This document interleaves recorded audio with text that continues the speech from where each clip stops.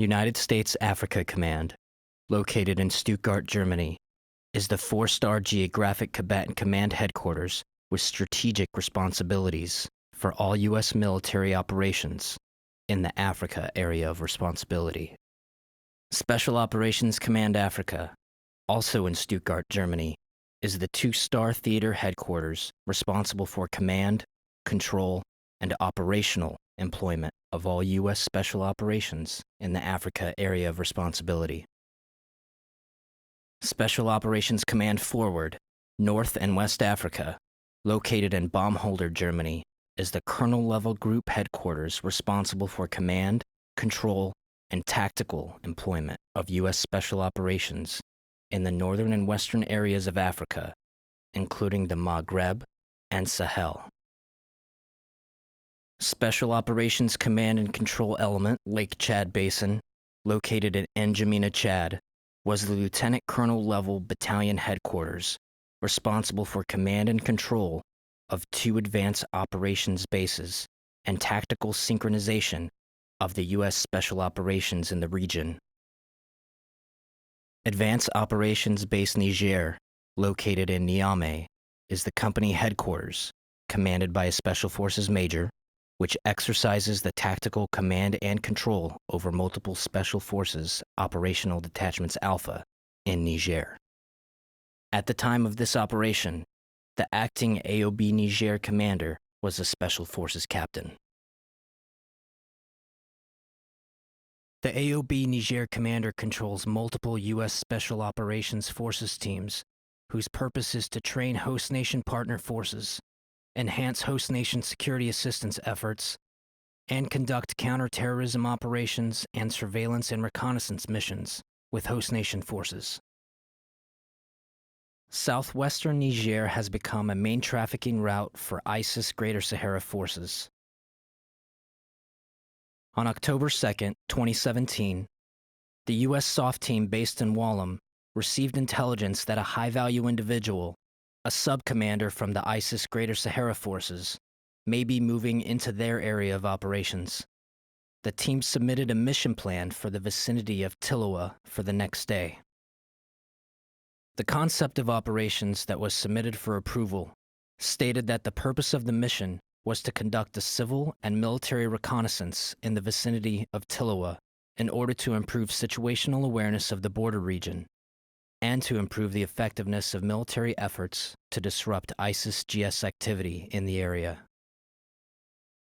Key to this mission, as drafted, was to coordinate with Zone 1 and Zone 4 leadership for host nation support and permissions, conduct key leader engagements with civil and military leaders in select villages, and assess the population's attitudes towards ISIS-GS.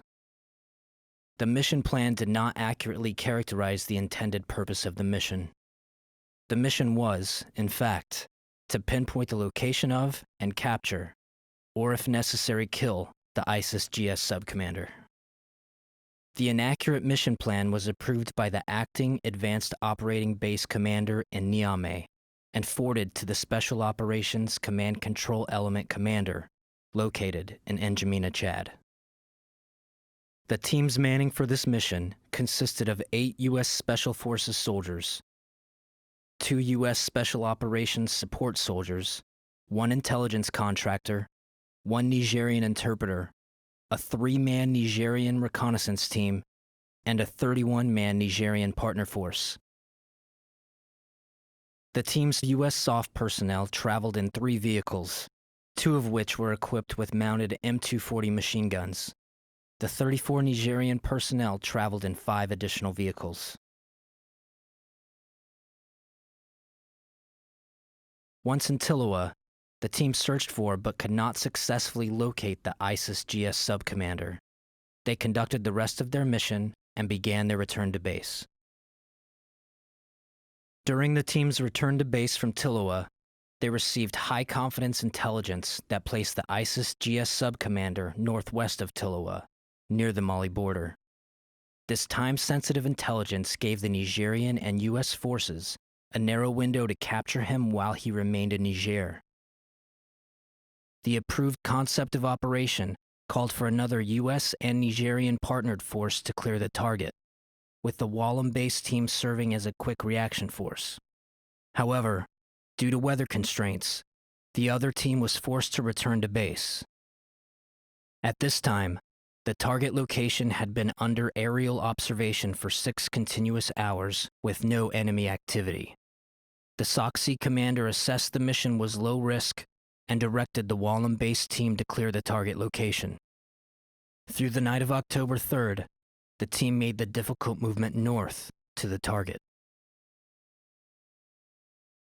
On the morning of October 4th, the team reached the objective at sunrise, but the enemy had already departed the area. The team discovered enemy rations, a motorcycle, drying uniforms, and warm fire pits. Partner Nigerians destroyed the enemy material, including the motorcycle. After completing the mission near the Mali border, the team was directed by AOB Niger to return to base. Prior to departing, the team commander directed the overhead ISR asset to maintain coverage on motorcycles heard in the vicinity of the objective in order to gather intelligence on possible enemy routes into Mali. The team departed at approximately 0830 hours and stopped at the village of Tongo at 1030 hours, so the Nigerian forces could eat breakfast and get water. As the team waited, they conducted an impromptu key leader engagement with the village elder. During the key leader engagement, team members met with leaders and 27 men of the village. The meeting lasted about 30 minutes longer than the team commander expected. At 11:35 hours, the team moved out of the village of Tongo on their planned route.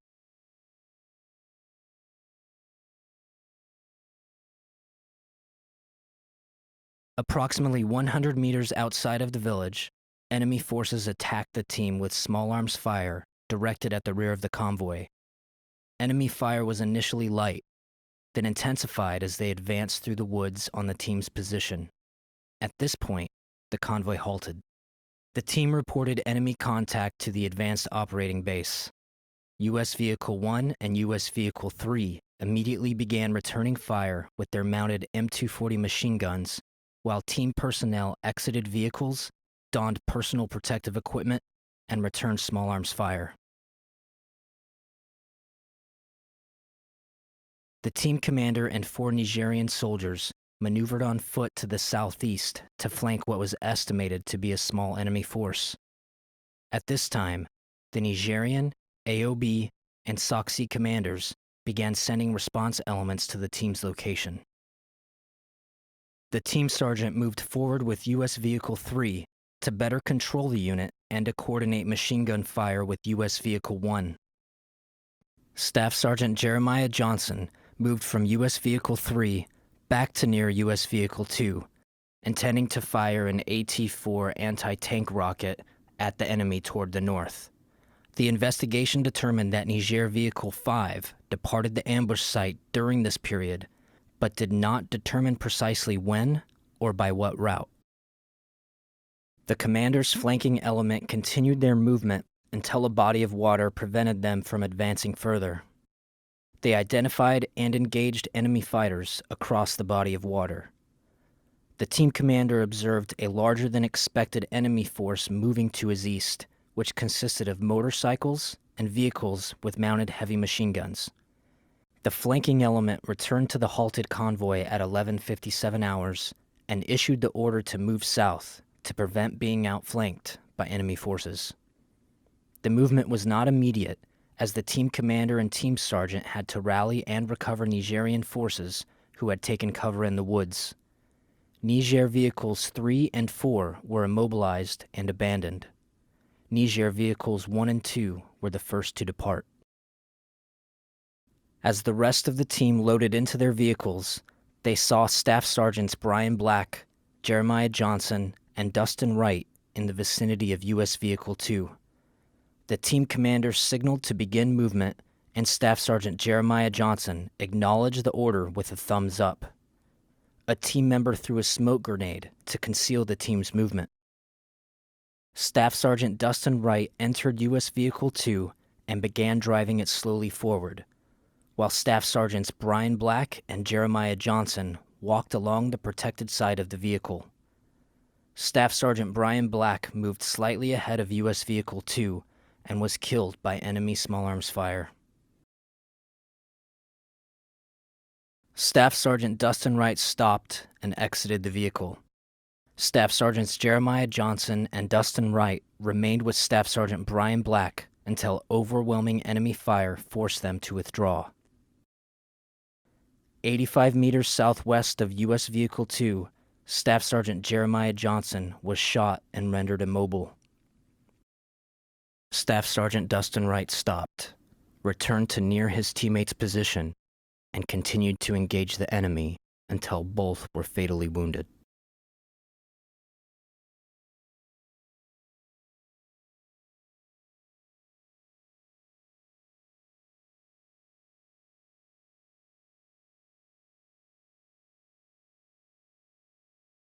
U.S. Vehicles 1 and 3 and 2 Nigerian vehicles drove approximately 700 meters south of the ambush site to form a defensive position referred to as Position 2. The team realized that not all of their personnel and vehicles were present at the defensive position. After repeated attempts to radio the team members last seen in the vicinity of U.S. Vehicle 2, 2 U.S. SOF members from U.S. Vehicle 3 volunteered to return on foot to the ambush site to attempt to locate them. Sergeant LaDavid Johnson, a special operations mechanic and the driver for U.S. Vehicle 3, moved to the rear of the vehicle to engage the enemy with the vehicle-mounted M240 machine gun. When that weapon ran out of ammunition, he switched to the M2010 sniper rifle. Approximately 10 minutes later, 2 additional U.S. team members moved to join the pair that was maneuvering back to the ambush site. The first pair moved to where they thought U.S. Vehicle 2 would be, encountering and killing several enemy combatants before needing to withdraw under fire. As they were withdrawing to the southwest, they linked up with their follow-on teammates and began planning another route to U.S. Vehicle 2. Back at Position 2, the team commander and his element continued to battle the enemy attacking from the east. At approximately 12:25 hours, enemy gun trucks and dismounted forces opened fire on Position 2 from the southeast. The overwhelming fire forced the team commander to order a withdrawal. 2 Nigerian vehicles departed the area, moving to the southwest.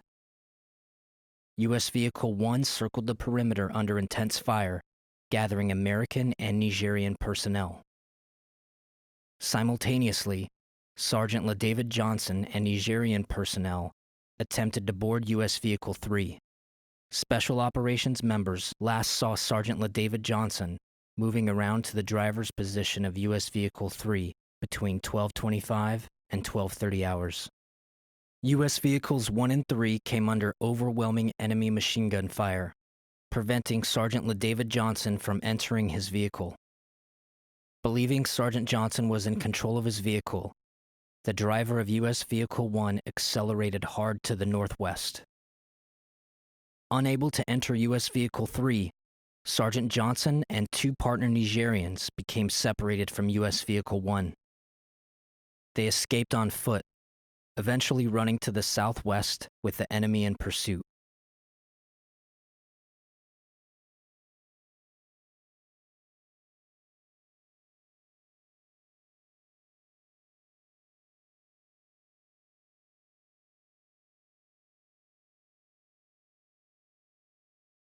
The Nigerian soldiers were killed with small arms fire roughly 400 meters from Position 2. Sergeant Johnson evaded for an additional 450 meters and reached the only concealment in the vicinity, a single thorny tree.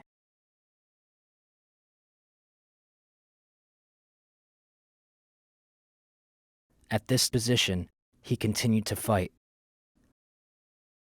An enemy vehicle, armed with a mounted heavy machine gun, stopped within 100 meters of Sergeant Johnson's location, firing on his position and cutting off further escape while enemy forces closed in.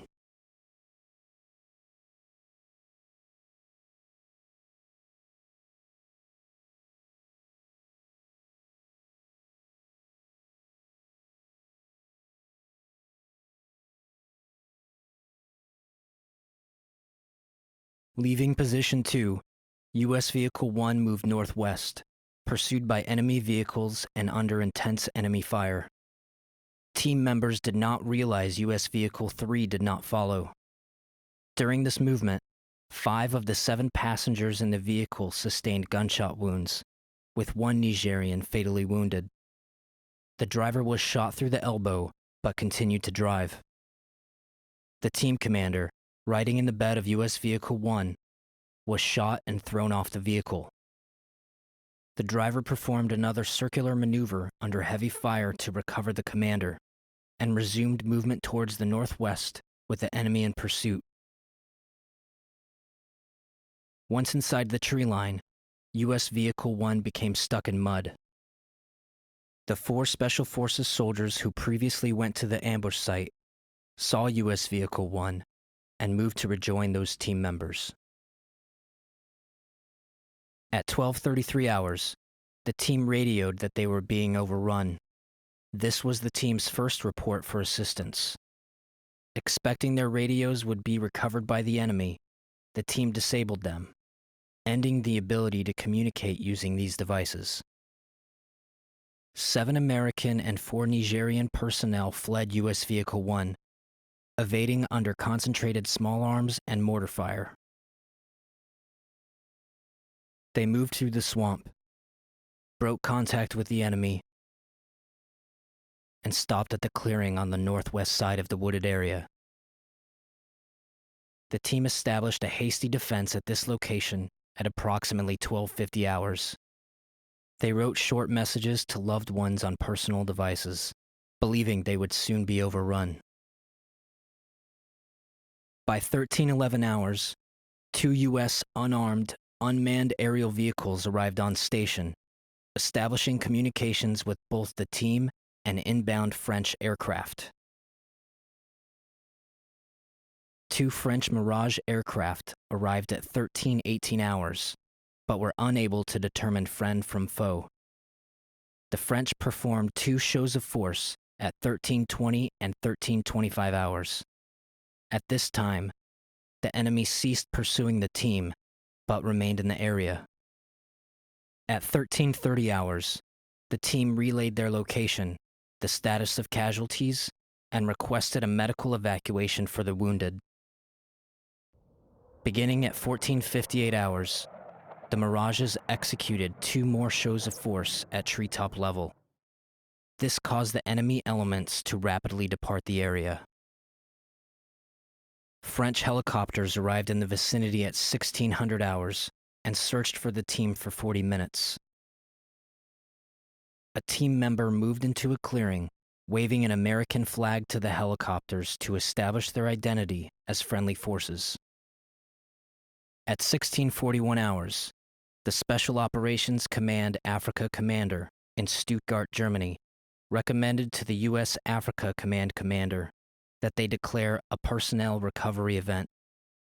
This notified units throughout the Department of Defense that service members were missing and activated contingency planning efforts. Concurrently, a Nigerian response force arrived by vehicle at the team's location and mistook the team for enemy forces, firing on them for 48 seconds with automatic weapons until they were positively identified. Fortunately, no one was injured further. French commandos and Nigerian forces secured the landing zone, enabling the French helicopters to land at 16:55 hours and evacuate the team 31 minutes later.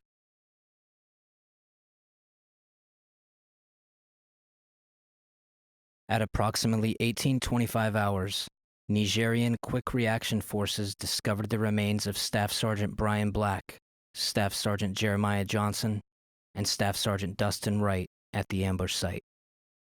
At this time, Sergeant LaDavid Johnson's status and whereabouts were still unknown. Throughout the remainder of the evening of October 4th, and over the next 36 hours, 3 ISR assets searched for friendly signals and signs of life. Additional U.S. SOF teams, French commandos, and Nigerian forces swept the ambush site and surrounding area in an effort to recover the dead or wounded. The search teams and ISR assets did not locate Sergeant LaDavid Johnson due to the distance from his last known location and the density of the tree under which he had concealed himself. At 0625 hours on October 6th, as nationally controlled personnel recovery elements staged for the search and recovery of Sergeant LaDavid Johnson, Tongo locals notified Nigerian military that they had found the remains of a soldier. At 1200 hours, the Nigerian military arrived at the location of Sergeant LaDavid Johnson. When Sergeant Johnson was found by Nigerian forces, he was beneath the dense canopy of a thorny tree. Sergeant Johnson was found lying on his back with his arms to his sides. His hands were not bound. Sergeant Johnson was clothed, though his boots and serviceable equipment had been removed by the enemy. The investigation determined Sergeant Johnson was not captured alive. His remains were transferred to U.S. custody at 1522 hours.